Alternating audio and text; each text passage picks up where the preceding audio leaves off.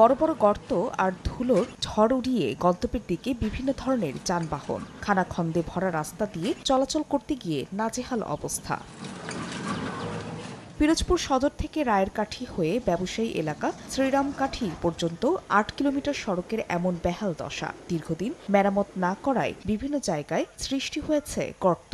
এতে প্রায়ই ঘটছে দুর্ঘটনা। এলাকাবাসীর অভিযোগ, আওয়ামী লীগ নেতার ঠিকাদারি প্রতিষ্ঠান ইফতি ইটিসিএল সম্পূর্ণ কাজ শেষ না করেই উঠিয়ে নেয় টাকা। এ ব্যাপারে এলজিইডি কর্তৃপক্ষের সঙ্গে একাধিকবার যোগাযোগ করা হলেও কোনো বক্তব্য পাওয়া যায়নি। গাড়ি যায় তাহলে কোনো একটা মানুষ যে সাইডে দাঁড়াবে এরকম কোনো পজিশন থাকে না। রুগী নিতে গেলে সে মেডিকেলে নিতে অবস্থা খুবই খারাপ হয়ে যায়। পিচ তো নেই, খোয়াও নেই, বালুও নেই, শুধু আছে ধুলা আর ধুলা। অবশ্য সড়ক সংস্কারে ঊর্ধ্বতন কর্তৃপক্ষের সঙ্গে আলোচনা চলছে বলে জানান জেলা প্রশাসক। রাস্তাগুলো কিভাবে আবার সংস্কারের আওতায় আসবে, মেরামত করা যাবে এবং নতুন রাস্তা তৈরি হবে, এই বিষয়ে সরকারের নজরে আনা হয়েছে।